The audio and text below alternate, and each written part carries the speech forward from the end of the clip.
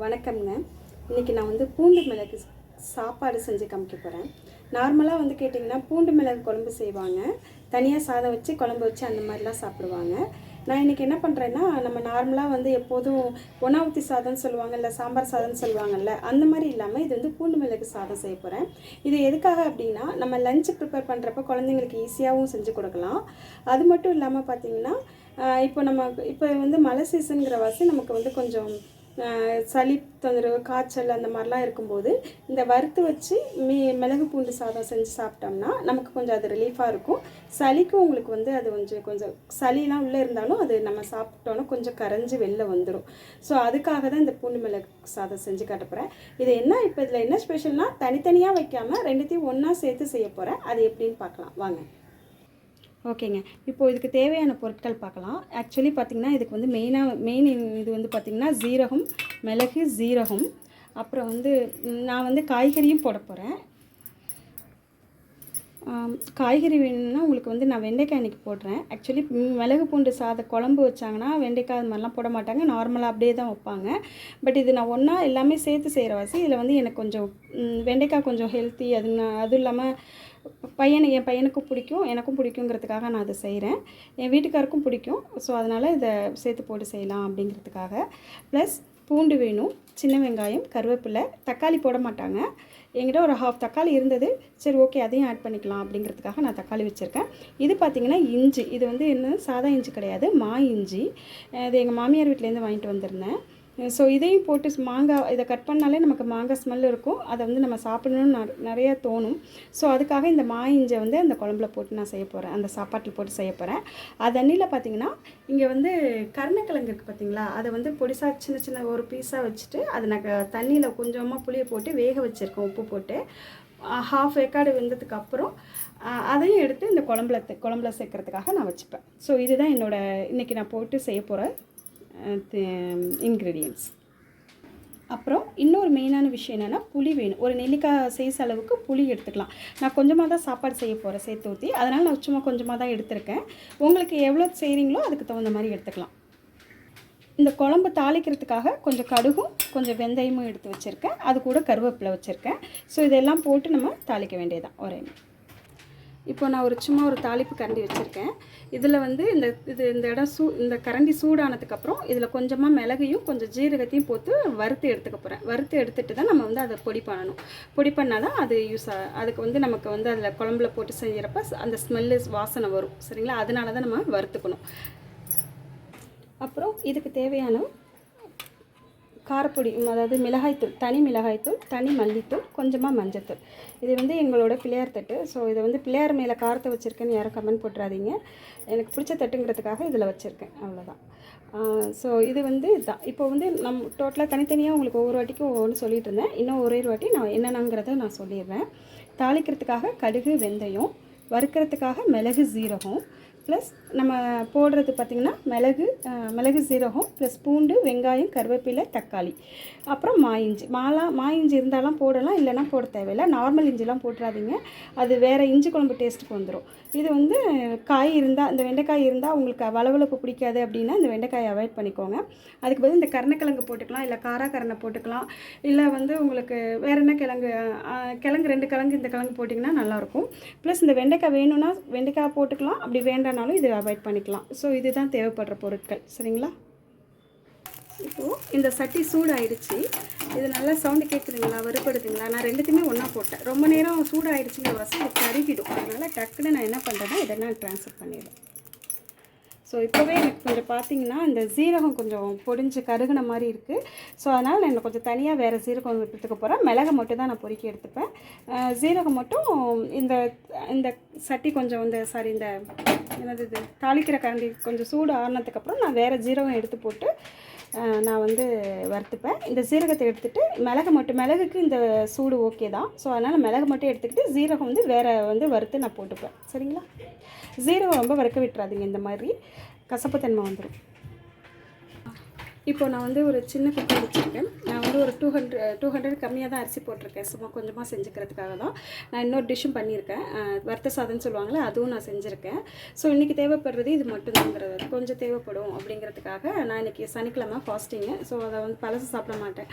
அதனால் இதுவும் கொஞ்சம் வச்சுக்கிட்டு அவங்களுக்கு அதுவும் எங்கள் வீட்டுக்காருக்கு அந்த சாப்பாடு ரொம்ப பிடிக்கும். அதுவும் கொஞ்சம் வச்சு இது கொஞ்சம் வச்சு சாப்பிடுவாங்க. ஸோ இப்போ நான் வந்து சின்னதாக ஒன்று வச்சுருக்கேங்க. சின்ன குக்கர் தான்.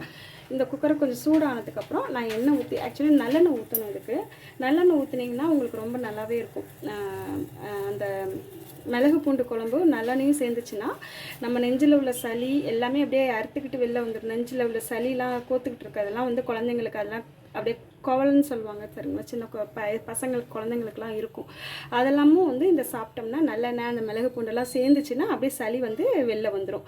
ஸோ அதுக்காக தான் நல்லெண்ணெயில் செய்கிறது. ஆயில் இருந்தாலும் ஓகே, ஆயில் இருந்தாலும் நீங்கள் அதுலேயும் செஞ்சுக்கலாம், ஒன்றும் ப்ராப்ளம் இல்லை. எண்ணெய் காஞ்சிருச்சு. நான் இன்றைக்கி ஓகே ஆயில் தான் ஊற்றியிருக்கேன். ஸோ எண்ணெய் காஞ்சிருச்சு. கொஞ்சமாக கடுகு, கொஞ்சமாக வெந்தயம், அது கூட பூண்டு, கொஞ்சம் கருவேப்பிலை,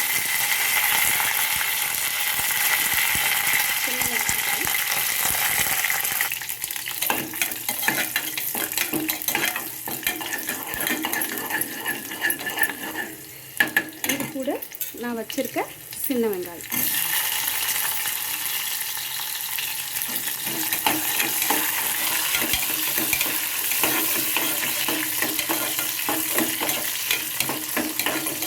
அந்த ஸ்மெல் வதக்கும் போது பார்த்திங்கன்னா அந்த பூண்டு ஸ்மெல்லு, வெங்காய ஸ்மெல்லு, கருவேப்பிலை ஸ்மெல் எல்லாமே பார்த்திங்கன்னா செம்மையாக இருக்குது. அது கூட இந்த தக்காளி போட்டால் எதனால் போட மாட்டாங்க, அது வந்து அதை நாங்கள் தஞ்சாவூர் சைடில் தக்காளி போட மாட்டோம். திருவண்ணாமலைக்கு இப்போ நான் கல்யாணம் பண்ணி வந்து திருவண்ணாமலை. ஸோ இந்த சைடில் பார்த்திங்கன்னா இங்கே எங்கள் மாமியார் வீட்டில் வந்து தக்காளி எல்லாத்துக்குமே போடுவாங்க. ஸோ அப்போ அதனால் நான் கொஞ்சம் என் வீட்டுக்காருக்கும் பிடிக்கும், அதனால் கொஞ்சமாக ஒரு ½ தக்காளி மட்டும் போட்டிருக்கேன். இது கொஞ்சம் வதங்கிருச்சு. இப்போ நான் என்ன பண்ண போகிறேன் அப்படின்னா, இஞ்சி காட்டணும் பார்த்தீங்களா, அதெல்லாம் சின்ன சின்ன ஸ்லைஸாக அப்படி போட்டிருக்கேன். ப்ளஸ் வெண்டைக்காய் இந்த மாதிரி செஞ்சுருக்கேன். இது இந்த மாதிரி கட் பண்ணி வச்சுருக்கேன். இஞ்சியும் வெண்டைக்காயும் மட்டும் போட்டிருக்கேன். அந்த கருணக்கிழங்கு பார்த்தீங்கன்னா அது கொஞ்சம் நல்லாவே வெந்துருச்சு. ஸோ அதை வந்து லாஸ்ட்டாக சேர்த்துக்கலாம், மூடி வச்சுட்டு நம்ம இது விசில் விடுறதுக்கு முன்னாடி லாஸ்ட்டாக சேர்த்துக்கலாம் அப்படிங்கிறதுக்காக நான் அதை வந்து இது பண்ணிட்டேன். ஸோ இப்போ இந்த வெண்டைக்காயோட வளவளப்பு போகிற வரைக்கும் நான் நல்லா வந்து வதக்க போகிறேன். வதக்கினதுக்கப்புறம் நான் வந்து காட்டுறேன். அந்த நடுவில் அது வதங்குற டைமிங்கில் நான் என்ன பண்ண போகிறேன் அப்படின்னா, இந்த மிளகு, சீரகம், மஞ்சத்தூள்லாம் வச்சுருக்கு பார்த்தீங்களா, இது எல்லாமே மூணுத்தையுமே போட்டு மிக்சியில் போட்டு ஒன்றா ஓட்ட போகிறேன். இது கூட கொஞ்சம் தேங்காய் வேணும்னா நம்ம ஆட் பண்ணிக்கலாம். நார்மலாக மிளகு பூண்டு குழம்புக்கு நாங்கள் தேங்காய் போட மாட்டோம். அப்படியே சாப்பிட்டா தான் அது நல்லா இருக்குன்றதுக்காக நான் தேங்காய் போட மாட்டேன். வேணுங்கிறவங்க ரொம்ப எனக்கு காரம் புளிப்புலாம் சாப்பிட மாட்டேன் அப்படின்னு சொல்கிறவங்க என்ன பண்ணலான்னா கொஞ்சம் வேணால் தேங்காய் ஒரு பீஸ் சேர்த்துக்கலாம். ஸோ நான் இப்போ இதெல்லாம் தேங்காயெலாம் சேர்க்கப்படுறது, இது மூணுத்தையும் வந்து மிக்சியில் போட்டு அரைச்சி நல்லா நெய்வாக அரைச்சிட்டு கொஞ்சம் தண்ணி ஊற்றி நெய்வாக அரைச்சிட்டு அதுக்கப்புறம் இந்த குழம்புல வந்து ஆட் பண்ணுவேன். நான் இந்த காய் வதங்கினதுக்கப்புறம் நான் உங்களுக்கு காட்டுறேன். காய் நல்லா வதங்கிருச்சு, அந்த வளவளப்பு தன்மையெல்லாம் இல்லை. இப்போ நான் வந்து என்ன பண்ண போகிறேன் பார்த்தீங்கன்னா, இந்த இது இருக்குங்களா, அது இது வந்து மிளகா, மல்லி, மஞ்சள் தூள், இது மூணுத்தையும் மிளகு, சீரகம் 5த்தையும் சேர்த்து அரைச்சி இந்த கிண்ணத்தில் நான் வச்சுருக்கேன்.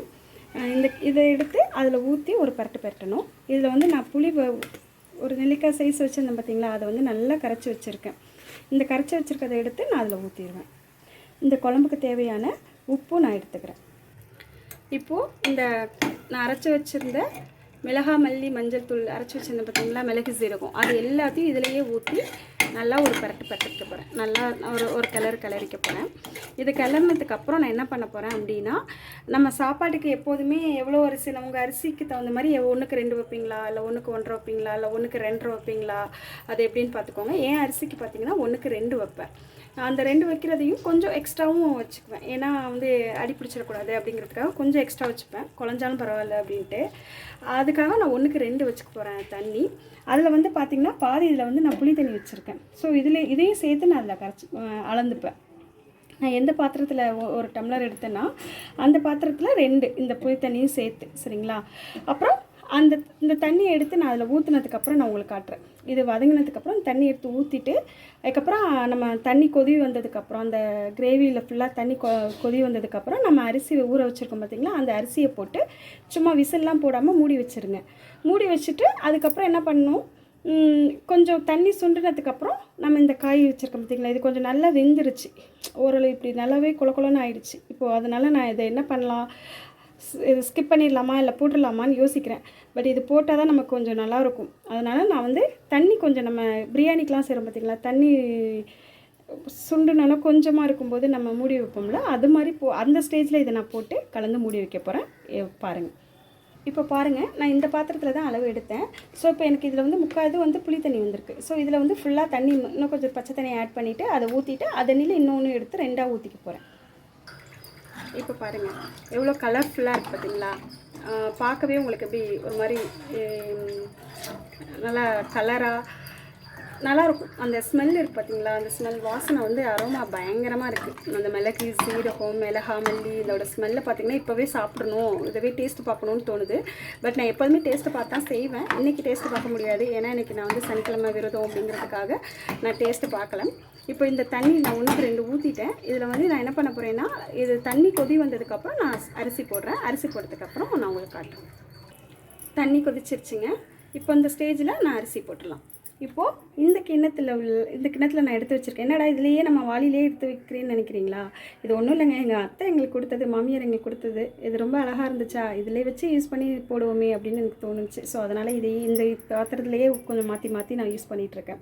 ஸோ இதை வந்து ஒரு பாத்திரம் தான், நீங்கள் ஒவ்வொன்றுத்துக்கும் நான் வச்சுருக்கேன்னு நினைக்காதீங்க. ஒரே பாத்திரத்தில் ஃபஸ்ட்டு புளியை கரைச்சிக்கிட்டேன், அப்புறம் காய்கறி அதை எடுத்து வச்சுக்கிட்டேன். அடுத்தது இதில் இப்போ அரிசி எடுத்து களைஞ்சி அரிசி எடுத்து வச்சுருக்கேன் கழுவி. இந்த அரிசியை எடுத்து நான் இப்போ வந்து இதில் போட போகிறேன். இது வந்து எனக்கு கம்ஃபர்டபுளாகவும் இருக்குது, ஈஸியாகவும் இருக்குது யூஸ் பண்ணுறதுக்கு, நல்லாயிருக்கு. எங்கள் அத்தை அதாவது மாமியார் கொடுத்தாங்க. இப்போ இதை எடுத்து நான் அதை போட்டுட்டேன். இப்போ அரிசி இதில் போட்டுட்டேன், ஃபுல்லாக போட்டேன். இந்த அரிசி கொஞ்சம் நல்லா மூடி வச்சுருவேன். மூடி வச்சுட்டு கொஞ்சம் கொதி ஃபுல்லாக தண்ணி கொஞ்சம் முக்கால்வாசி அடங்கினதுக்கப்புறம் நான் அந்த கிழங்க போட்டு மூடிட்டு ஒரே ஒரு விசில் விட்டுருவேன். அவ்வளோதாங்க. பார்க்குறதுக்கு தான் உங்களுக்கு கலர்ஃபுல்லாக இருக்கும். இதில் காரம் இருக்காது, ஏன்னா நான் வந்து கொஞ்சமாக தான் காரப்பொடி போட்டிருக்கேன், மிளகும் கொஞ்சமாக தான் போட்டிருக்கேன். நம்ம என்ன பண்ணியிருக்கோம், மிளகு சீரகம் எல்லாத்தையும் ஒன்றா அரைச்சி போட்டவாசி இந்த கலர் உங்களுக்கு வந்திருக்கு. அவ்வளோதான். காரம் கம்மியாக தான் இருக்கும். அது இல்லாமல் இதில் நம்ம புளி வேறு சேர்த்துருக்கோம், காய் சேர்த்துருக்கோம். ஸோ எல்லாமே அதில் வந்து ஸ்ப்ரெட் ஆகிடும். புளி சேர்த்து அந்த காரப்பொடி போட்டிருக்கவாசி உங்களுக்கு வந்து அவ்வளோவா வந்து இதில் காரம் இருக்காது. பார்க்குறதுக்கு இந்த கலரில் இருக்கும், காரம் இருக்காது. ஏன்னா எங்கள் வீட்டில் எங்கள் அத்தையும் மாமாவும் திட்டுவாங்க, அதாவது மாமனார் மாமியார் திட்டுவாங்க, நீ நிறைய காரம் சேர்க்குற, அதனால தான் முடி வந்து என் பையன் பிறந்தப்போ கம்மியாக இருந்துச்சுட்டு கம்மியாக இருக்குது அப்படின்னு சொல்லி திட்டுவாங்க. இப்போ கொஞ்சம் காரம் கம்மி பண்ணிட்டேன். இது பார்க்குறதுக்கு தான் உங்களுக்கு காரமாக தெரியும், கலராக இருக்குது. காரமாக இருக்குமோ, இவ்வளோ காரம் சாப்பிடுவீங்களா அப்படின்னு நினைக்கிறீங்க. பட் இதில் காரமே இருக்காது. புளி இருக்குல்ல, புளி வந்து எனக்கு இனிப்பு புளியாக வாங்கிட்டு வந்திருக்காங்க இந்த வாட்டி. ஸோ அந்த இனிப்பு புளி வந்து அந்த காரத்தை வந்து நமக்கு கண்ட்ரோல் பண்ணிடும். ஸோ அதனால தான் அந்த கலராக இருந்தாலும் நமக்கு அது காரமாக தெரியாது. ஸோ அதனால் இதை நான் இது பண்ணி சொல்கிறேன். சரிங்க, இது இப்போ வந்து நல்லா ஓரளவு முக்கால்வாசி சுண்டட்டும். சுண்டதுக்கப்புறம் அந்த காயையும் போட்டு மூடி வச்சிடலாம். கொதிக்கிற தெரியுதுங்களா, இந்த மாதிரி ஒரு இது இருந்தது. ஸோ அதை நான் யூஸ் பண்ணிக்கிட்டேன். இது கொஞ்சம் நல்லா வேகுது. இது மாதிரிலாம் வச்சு முட்டையெல்லாம் வேக வச்சோம்னா சூப்பராக வெந்துடுது இந்த கண்ணாடி மூடி யூஸ் பண்ணோம்னா.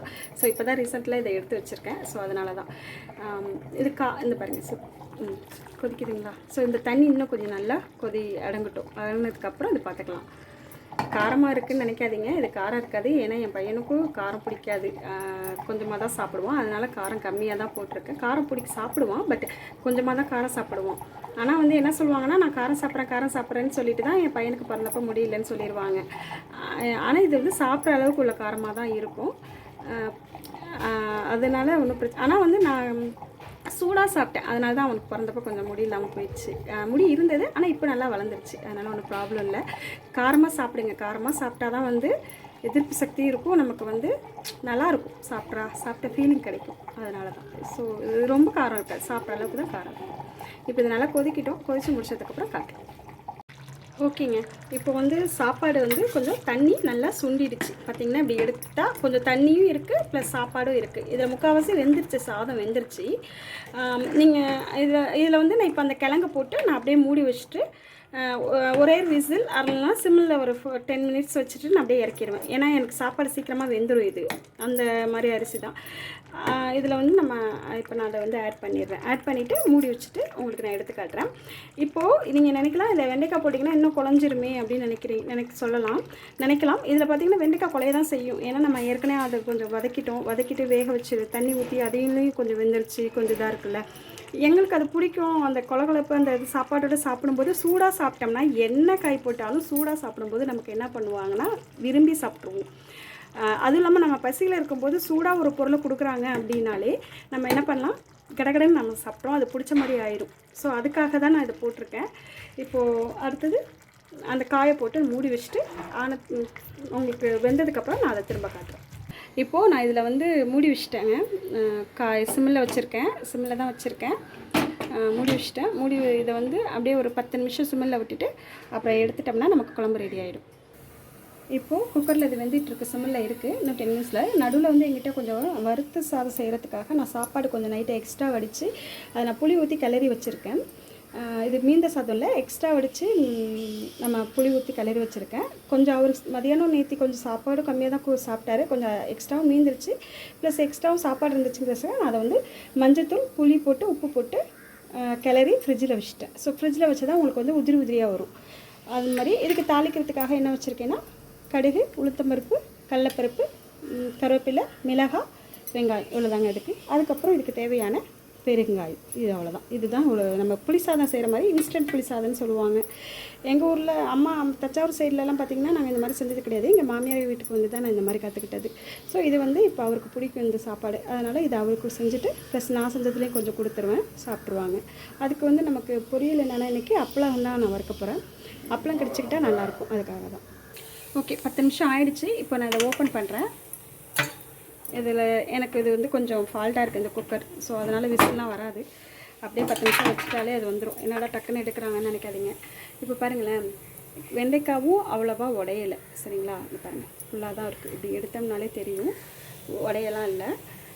அரிசியும் பார்த்திங்கன்னா நல்லாவே வெந்துருச்சு. இங்கே பாருங்கள், நல்லா நெத்தாக இருக்குது. இது செஞ்சோம்னா குலையவும் இல்லை, வேகாமல் இல்லவும் இல்லை, நல்லாயிருக்கு. தெரியுதுங்களா? சொல்லு பாருங்கள், அமுக்கி காட்டுறேன்.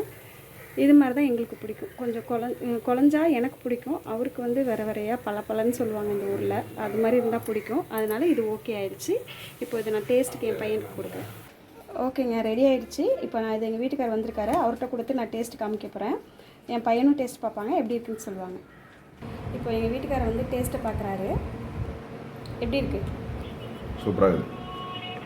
இப்போ என் பையன் டேஸ்ட் பார்க்க போகிறான். பாருங்கள் தம்பி, சாப்பிட்டு வருப்பா. எப்படி இருக்கு? சுடுதா? மெதுவாக சாப்பிடுங்கடி. நல்லா இருக்காடி? என்னோடய சாப்பாடு பூண்டு மிளகு சாதம் நல்லாயிருக்கு அப்படின்னு சொல்லிட்டாங்க. ஸோ அது நல்லா வந்திருக்கு. நீங்களும் அதை ட்ரை பண்ணுங்கள், நிஜமாகவே நல்லாயிருக்கும். சாப்பிட சுட போட்டு சாப்பிட்டிங்கன்னா நிறைய சாப்பிட்லாம். பிள்ளைங்களுக்கும் மதியானத்துக்கும் கெட்டு போகாமல் இருக்கும், நிறையாவும் அவங்க சாப்பிடுவாங்க. ரசம் சாப்பிட்டாடு நம்ம சளி பிடிச்சிருந்தா கொடுப்போம். பட் அது வந்து பார்த்திங்கன்னா உங்களுக்கு வந்து எப்படி செரிச்சிடும் கொஞ்சம் நேரத்தில். பிள்ளைங்க கொஞ்சம் சாப்பிடுவாங்க, சாப்பிட்டு கொஞ்சம் விளையாண்டாலே அவங்களுக்கு அது வந்து செரிச்சிடும். ஆனால் இதில் அப்படி கிடையாது. இதில் மிளகு, சீரகம், பூண்டு எல்லாமே போட்டிருக்கோம். ரசத்துக்குள்ளே தான் இதில் போட்டிருக்கோம். அது வந்து உங்களுக்கு ஹெல்த்தி ஃபுட்டாகவும் இருக்கும், காய்கறியும் இருக்கும். இதில் வந்து நீங்கள் வாழைக்காய் சேர்த்துக்கலாம், இல்லை மொச்சக்கொட்டை சேர்க்கலாம், என்ன வேணாலும் சேர்த்துக்கலாம் காய்கறிகளில். அதுவும் இல்லாமல் இந்த குழந்தைங்களுக்கு மதியானம் சாப்பிட்டுட்டு கொஞ்சம் நேரம் அவங்களுக்கு விளையாடு அந்த இதுக்கு நல்லாயிருக்கும். ஈவினிங் வந்தோன்னா அவங்க ஸ்நாக்ஸ் சாப்பிடவும் நல்லாயிருக்கும். ஸோ அதனால இந்த குழம்பு வந்து ப்ரிஃபர் பண்ணலாம். மழை காலத்துக்கு நல்லாவே இருக்கும். அதே மாதிரி இப்போ இதில் வந்து பார்த்திங்கன்னா வந்து அந்த வறுத்த சாதம் சொன்னேன் பார்த்திங்களா, அதையும் நான் கிளறி ரெடி பண்ணிட்டேன். இப்போ இன்னும் வந்து அப்பளம் மட்டும் போட்டுட்டு அவங்களுக்கு சாப்பாடு வச்சுருவேன், அவ்வளோதாங்க. நல்லா இருந்துச்சுன்னா இந்த சாப்பாடு நான் செஞ்ச பூண்டு மிளகு சாதம் நல்லா இருந்துச்சு அப்படின்னா இதை ஒரு லைக் பண்ணுங்கள், ஷேர் பண்ணுங்கள், கமெண்ட் பண்ணுங்கள். தேங்க்யூ.